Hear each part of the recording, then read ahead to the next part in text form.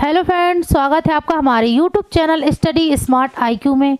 और मैं हूं सबा परवीन और आज हम फिर पढ़ने जा रहे हैं आरआरबी एनटीपीसी 2025 के लिए जीके जीएस की क्लास, जिसमें हम डिस्कस कर रहे हैं प्रीवियस ईयर क्वेश्चन।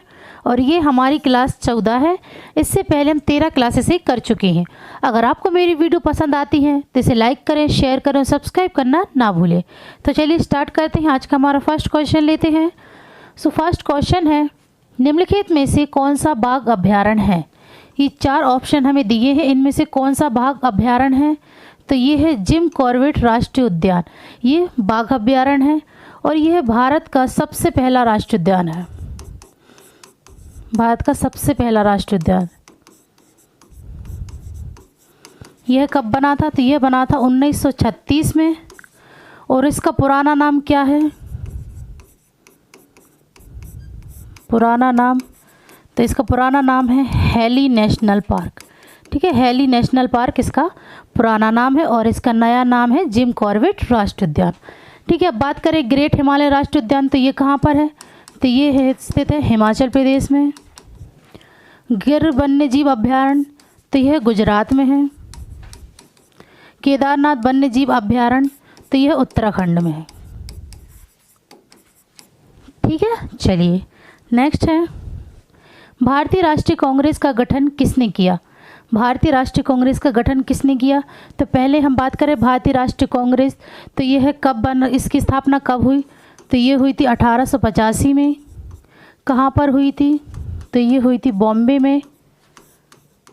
गोकुल दास तेजपाल संस्कृत महाविद्यालय में। ठीक है ना, संस्कृत महाविद्यालय में। ठीक है ना, ये कहाँ पर हुई थी? 1885 में बॉम्बे में गोकुल दास तेजपाल संस्कृत महाविद्यालय। और इसका गठन किसने किया था? तो ये किया था A.O. ह्यूम ने। ठीक है ना, इसका फुल फॉर्म क्या है, इनका पूरा नाम क्या है? तो इनका पूरा नाम है एलन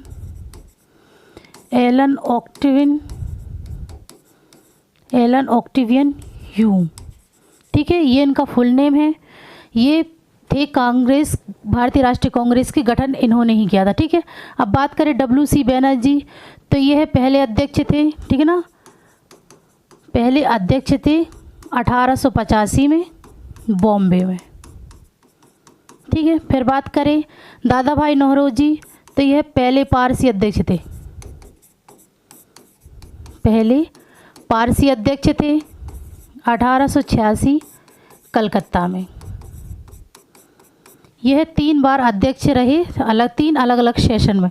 तो ये कब कब रहे? तो पहले रहे 1886 कलकत्ता में, फिर 1893 में लाहौर में, 1906 में कलकत्ता में। ठीक है, फिर बात करें हम पहले मुस्लिम अध्यक्ष,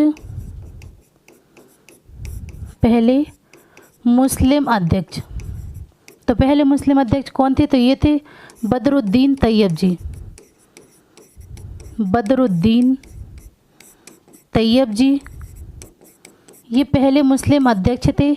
और ये कब बने थे? तो ये बने थे 1887 में मद्रास सेशन में। ठीक है, फिर बात करें हम पहले विदेशी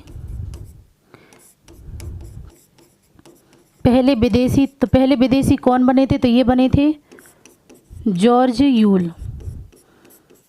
यूल पहले अध्यक्ष बने थे। ये कब बने थे? ये बने थे 1888 में इलाहाबाद सेशन में। ठीक है, फिर बात करें पहली महिला, तो ये कौन थी? तो ये थी एनी बेसेंट। ये पहली महिला थी। और ये कब अध्यक्ष बनी थी? तो ये बनी थी 1917 में कलकत्ता में। ठीक है ना, 1917 कलकत्ता में बनी थी। फिर पहली भारतीय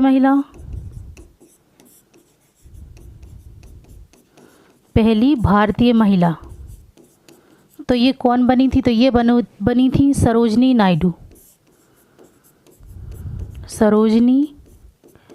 नायडू। ये पहली भारतीय महिला थी। ठीक है। और ये कब बनी थी? तो ये बनी थी 1925 में कानपुर सेशन में, ठीक है ना। 1925 में ये कानपुर सेशन में बनी थी।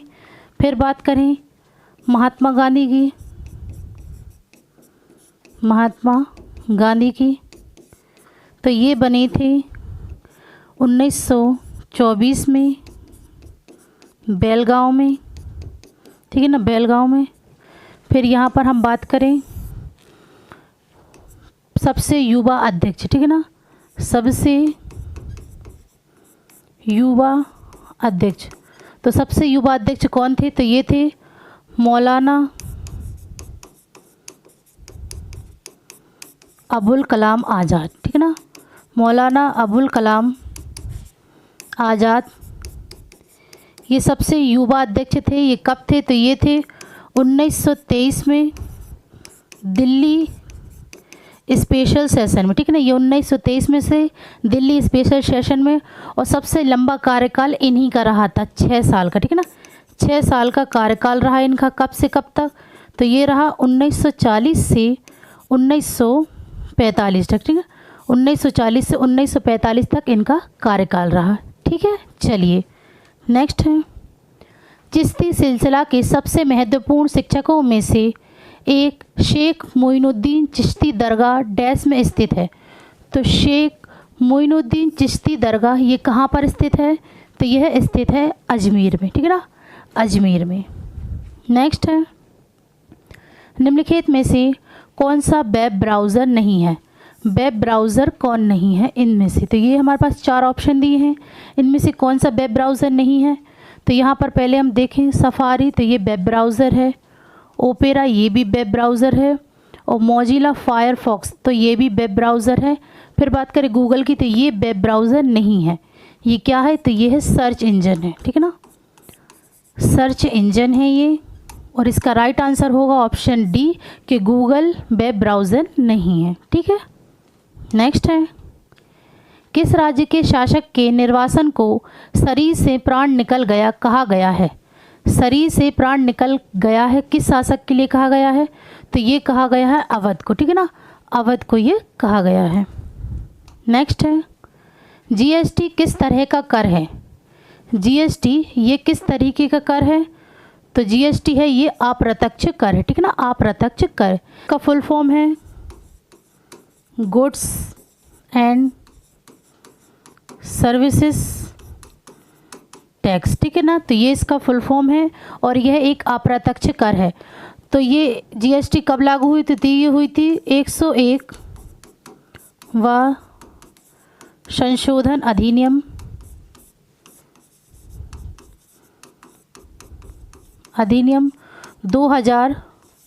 2016 में यह पारित हुई थी। और यह लागू कब हुई थी? तो ये हुई थी 1 जुलाई 2017 में ये लागू हुई थी, ठीक है। चलिए नेक्स्ट है, सांसद आदर्श ग्राम योजना के पीछे प्रेरणा स्रोत कौन है? तो सांसद आदर्श ग्राम योजना के पीछे प्रेरणा स्रोत कौन है? तो ये है महात्मा गांधी, ठीक ना। सांसद आदर्श ग्राम योजना के पीछे प्रेरणा स्रोत है महात्मा गांधी। नेक्स्ट है, HTTP का मतलब क्या है?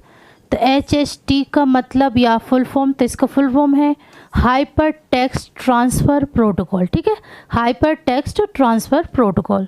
नेक्स्ट है, 1857 के विद्रोह के दौरान भारत में ब्रिटिश महिलाओं को समर्पित पेंटिंग इन मेमोरियम किसने चित्रित किया? ब्रिटिश महिलाओं को समर्पित पेंटिंग इन मेमोरियम ये किसने चित्रित किया था 1857 के विद्रोह के दौरान? तो ये किया था जोसेफ नोएल पैटन ने, ठीक है ना, जोसेफ नोएल पैटन ने। नेक्स्ट है, निम्नलिखित में से कौन सी भारत की सबसे ऊंची चोटी है? तो भारत की सबसे ऊंची चोटी, तो सबसे ऊंची चोटी है कंचनजंगा, ठीक है ना, ये भारत की सबसे ऊंची चोटी है। और यह विश्व की तीसरी सबसे ऊंची चोटी है, ठीक है ना, विश्व की तीसरी सबसे ऊंची चोटी है ये, ठीक है। फिर माउंट एवरेस्ट, तो यह विश्व की सबसे ऊंची चोटी है, विश्व की सबसे ऊंची चोटी है ये। कंचनजंगा तीसरी और माउंट एवरेस्ट सबसे ऊंची चोटी।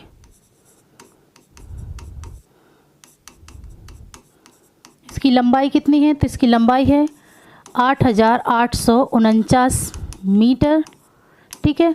और कंचनजंगा की तो ये इसकी कितनी है? तो इसकी है 8,586 मीटर, ये कंचनजंगा की है, ठीक है। फिर बात करें अनाईमुड़ी, तो ये कहाँ की चोटी है? तो ये है केरल, दक्षिण भारत, केरल, दक्षिण भारत और पश्चिमी घाट की सबसे ऊंची चोटी है। पश्चिमी घाट की सबसे ऊंची चोटी है, ठीक है ना। ये पश्चिमी घाट की सबसे ऊंची चोटी है अनाईमुड़ी।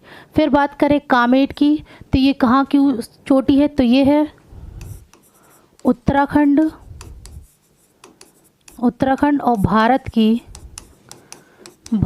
की सबसे ऊंची चोटी, ठीक है ना। ये उत्तराखंड भारत की सबसे ऊंची चोटी है, तीसरी, ठीक है ना। ये उत्तराखंड भारत की तीसरी, यहाँ लिख देती हूँ मैं, तीसरी सबसे ऊंची चोटी, ठीक है ना, सबसे ऊंची चोटी है ये, ठीक है ना, कामेट। चलिए नेक्स्ट है, भारत की पहली सुपर फास्ट ट्रेन का नाम बताइए।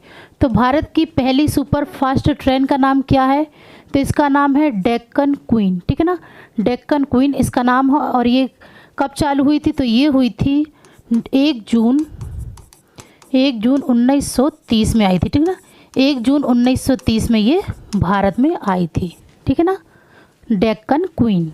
नेक्स्ट है, अर्नेस्ट मैके द्वारा पुरातात्विक खुदाई के बारे में लिखी गई पुस्तक का क्या नाम है? तो अर्नेस्ट मैके द्वारा कौन सी पुस्तक लिखी गई है पुरातात्विक खुदाई के बारे में? तो ये लिखी गई है फर्दर एक्सकवेशन एट मोहनजोदड़ो, ठीक है ना, फर्दर एक्सकवेशन एट मोहनजोदड़ो, ये लिखी है अर्नेस्ट मैके द्वारा, ठीक है। नेक्स्ट है, भारत का संविधान दिवस किस तारीख को मनाया जाता है? भारत का संविधान दिवस यह किस तारीख को मनाया जाता है? तो यह मनाया जाता है 26 जनवरी को। और ये कब लिखा गया था भारत का संविधान? तो ये लिखा गया था 1949 में। और इसे लिखने में कितना समय लगा था? तो ये लगा था 2 साल 11 माह 18 दिन, ठीक है ना, 2 साल 11 माह 18 दिन का वक्त लगा था भारत का संविधान लिखने में। नेक्स्ट है, नेत्र लेंस की अत्यधिक वक्रता के कारण होता है। तो नेत्र लेंस की अत्यधिक वक्रता के कारण क्या होता है? तो ये होता है निकट दृष्टि दोष, ठीक है ना, अत्यधिक वक्रता के कारण। नेक्स्ट है, पित्त डैश द्वारा स्रावित होता है। तो पित्त किसके द्वारा स्रावित होता है? तो ये होता है यकृत के द्वारा, ठीक है ना, यकृत के द्वारा। नेक्स्ट है, भारतीय संविधान में स्वतंत्रता, समानता और बंधुत्व की अवधारणाओं को किस देश से अपनाया गया है? तो भारतीय संविधान स्वतंत्रता, समानता और बंधुत्व की अवधारणा को यह अपनाया गया है फ्रांस देश से, ठीक है ना, फ्रांस देश से। नेक्स्ट है, सितंबर 2019 में तेलंगाना राज्य के राज्यपाल के रूप में किसे नियुक्त किया गया? तो 2019 में तेलंगाना राज्य के राज्यपाल के रूप में तो ये नियुक्त किया गया था तमिलिसाई सुंदरराजन को, ठीक है ना, तमिलिसाई सुंदरराजन को 2019 में। और 2024 में कौन है? 2024 में है विष्णु देव शर्मा, ठीक है ना, विष्णु देव शर्मा है 2024 में तेलंगाना राज्य के राज्यपाल। नेक्स्ट है, थुम्बा को डैश की उपस्थिति के कारण रॉकेट प्रक्षेपण के लिए आदर्श स्थल के रूप में चुना गया था। तो थुम्बा को चुना गया था ये भूमध्य रेखीय इलेक्ट्रोजेट्स की उपस्थिति के कारण, ठीक है ना। चलिए नेक्स्ट है, विश्व मलेरिया दिवस के अवसर पर किस अफ्रीकी देश ने बच्चों के टीकाकरण के लिए पहली मलेरिया वैक्सीन का शुभारंभ किया? तो विश्व मलेरिया दिवस के अवसर पर किस देश ने बच्चों के लिए टीकाकरण की पहली मलेरिया वैक्सीन का शुभारंभ किया था अफ्रीका के? तो ये किया था मलावी ने, ठीक है ना, मलावी ने अफ्रीका देश के बच्चों के लिए टीकाकरण के लिए पहली मलेरिया वैक्सीन का शुभारंभ किया था। नेक्स्ट है, सबसे सफल सहकारी कृषि किस देश में है? सबसे सफल सहकारी कृषि ये किस देश में है? तो ये है डेनमार्क में, ठीक है ना, डेनमार्क में। नेक्स्ट है चंद्रयान 2 को प्रक्षेपित करने के लिए किस प्रक्षेपण यान का प्रयोग किया गया? तो चंद्रयान 2 को प्रक्षेपित करने के लिए किस प्रक्षेपण यान का प्रयोग किया गया था? तो ये किया गया GSLV Mk3Mi का। तो इसका राइट आंसर होगा ऑप्शन बी, ठीक है। नेक्स्ट है मानव विकास सूचकांक रिपोर्ट 2019 में कौन सा देश अग्रणी है? तो मानव विकास सूचकांक रिपोर्ट 2019 में तो कौन सा देश अग्रणी है? तो ये है नॉर्वे, ठीक है, नॉर्वे। नेक्स्ट है भारत का पहला सुपर कंप्यूटर कौन सा है? तो भारत का पहला सुपर कंप्यूटर है परम 8000। नेक्स्ट है सांची स्तूप को यूनेस्को द्वारा विश्व धरोहर स्थल कब घोषित किया गया था? तो सांची स्तूप को यूनेस्को द्वारा विश्व धरोहर स्थल ये घोषित किया था 1989 में। और यह किसने बनवाया था? तो यह बनवाया था अशोक ने, ठीक है ना। सांची स्तूप किसने बनवाया था? अशोक ने, ठीक है। नेक्स्ट है नवंबर 2020 तक संयुक्त राष्ट्र के महासचिव कौन है? तो नवंबर 2020 तक संयुक्त राष्ट्र महासचिव कौन है? तो ये हैं एंटोनियो गुटेरेस, ठीक है ना, एंटोनियो गुटेरेस ये संयुक्त राष्ट्र के महासचिव हैं। तो ये थे हमारे आज के क्वेश्चन। सो आई होप आपको ये वीडियो पसंद आई हो। तो ऐसी ही वीडियो देखने के लिए हमारे चैनल को लाइक करें, शेयर करें, सब्सक्राइब करें। Thank you.